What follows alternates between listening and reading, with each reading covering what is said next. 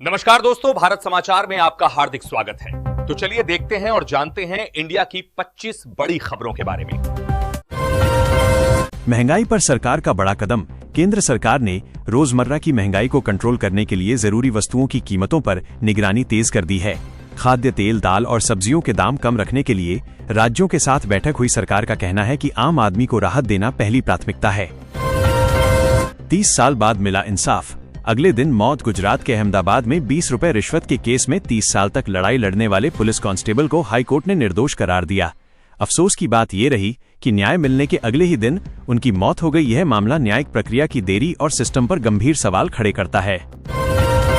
PM Awas Yojana में लाखों परिवारों को खुशखबरी। प्रधानमंत्री आवास योजना के तहत नए लाभार्थियों की सूची जारी की गई है।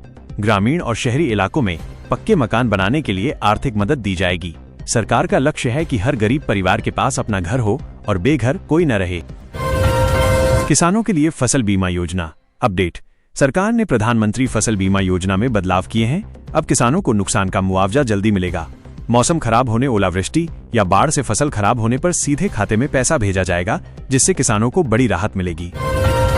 सरकार ने आम जनता को बड़ी राहत देते हुए पेट्रोल डीजल की कीमतों पर अहम संकेत दिए हैं। सूत्रों के मुताबिक आने वाले दिनों में टैक्स में बदलाव हो सकता है। अगर ऐसा हुआ तो महंगाई पर असर पड़ेगा और रोजमर्रा की चीजें सस्ती हो सकती हैं।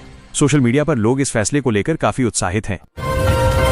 पप्पू यादव की गिरफ्तारी से बिहार में हलचल। पूर्णिया से निर्दलीय सांसद पप्पू यादव को 31 साल पुराने मामले में पटना पुलिस ने गिरफ्तार किया है। आरोप है कि उन्होंने किराए के मकान पर अवैध कब्जा किया और मकान मालिक को धमकाया।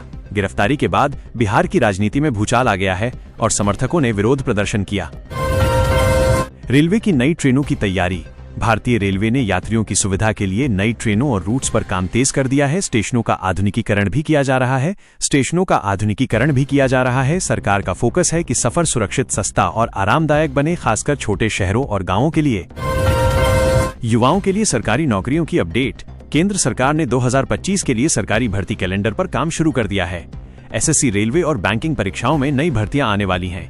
युवाओं को तैयारी का समय मिले, इसके लिए भर्ती प्रक्रिया को पारदर्शी और तेज करने पर जोर दिया गया है। प्रधानमंत्री आवास योजना के तहत लाखों गरीब परिवारों को नया घर मिलने की प्रक्रिया तेज कर दी गई है। सरकार का लक्ष्य है कि इस साल ज्यादा से ज्यादा लोगों को पक्का मकान मिले। ग्रामीण इलाकों में इस योजना को लेकर भारी खुशी देखी जा रही है और लोग ऑनलाइन स्टेटस चेक कर रहे हैं। उज्ज्वला योजना में गैस सिलेंडर राहत। प्रधानमंत्री उज्ज्वला योजना के तहत गरीब परिवारों को मिलने वाली गैस सब्सिडी को लेकर सरकार ने राहत भरी खबर दी है। महिलाओं को सस्ते सिलेंडर उपलब्ध कराने पर जोर है ताकि घरों में साफ ईंधन का इस्तेमाल बढ़े और स्वास्थ्य बेहतर रहे।